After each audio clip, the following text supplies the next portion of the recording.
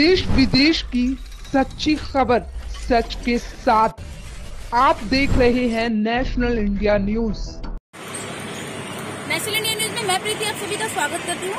आज हम दिल्ली के विज्ञान भवन में उपस्थित है। जैसे कि आप जानते हैं अभी किसानों को लेकर के जो महामारी चल रही है और एमसीडी के एम्प्लॉयज को लेकर भी महामारी चल रही है, तो आइए यहाँ पे मोहित शर्मा जी उपस्थित है और पंकज श्रीवास्तव जी भी है। तो आइए मिलते हैं उनसे और जानते हैं इसके बारे में।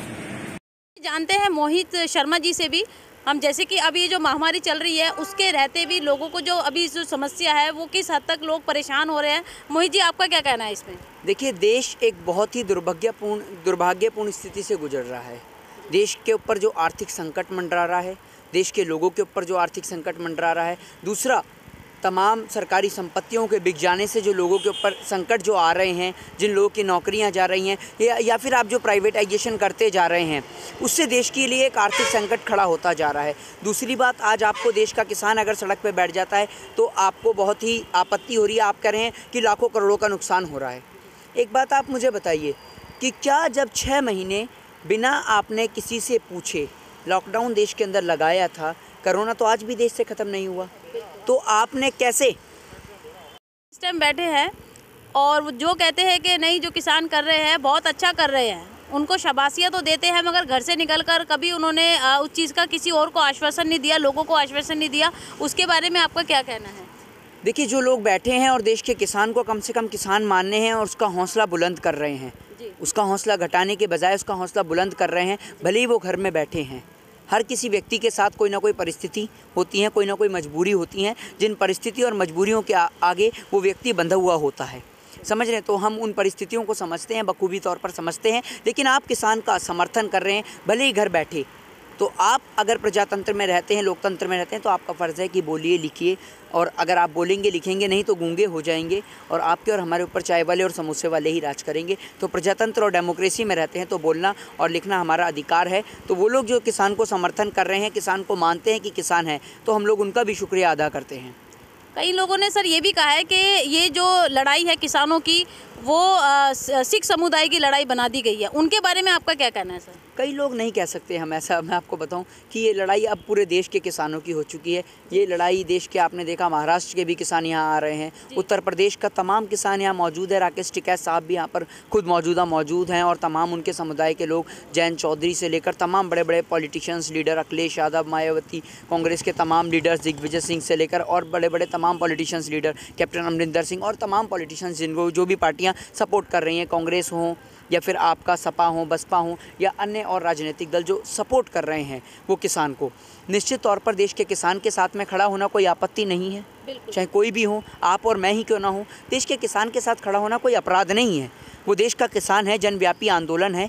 लोगों के पेट भरना अगर अपराध है तो देश का किसान अपराध करता है। आप भी अपने बेटों को इस अपराध में शामिल क्यों नहीं करते? क्यों नहीं उगाते देश के नेता के बच्चे अनाज? क्या या फिर ठेका ले लिया देश के किसान ने ही लोगों का पेट भरने का? नहीं, आपने कहा ना कि सिर्फ पंजाब के किसान हैं। हम लोगों ने 2 अक्टूबर को पदयात्रा की थी।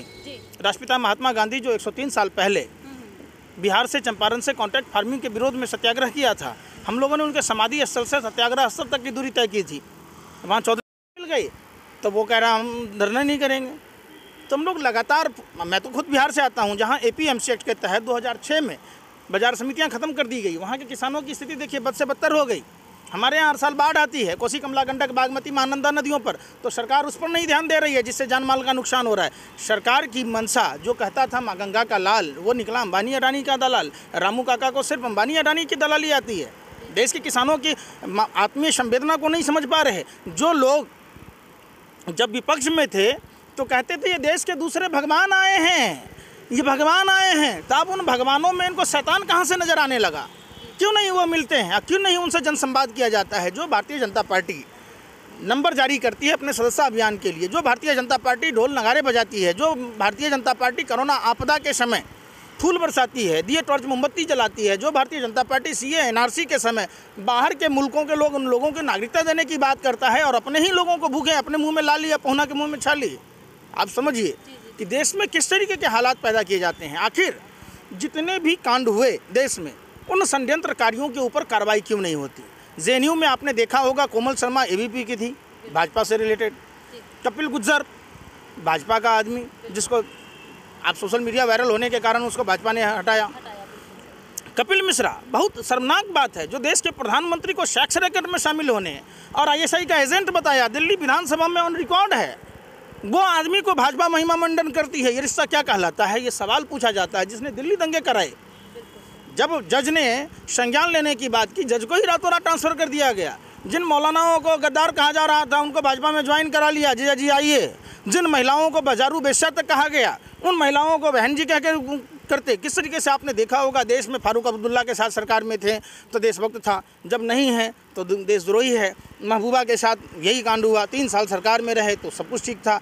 आपने देखा होगा ममता बनर्जी के जो विधायक थे इस्लाम, वो बांग्लादेशी कहते, तारीपारा और रंगाबिल्ला दोनों कहता था।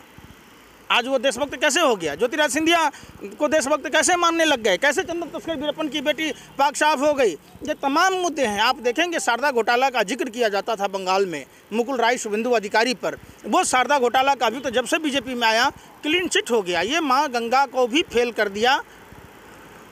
आप समझ रहे, बीजेपी में आओ और पाक साफ हो जाओ। नहीं, सही बात है।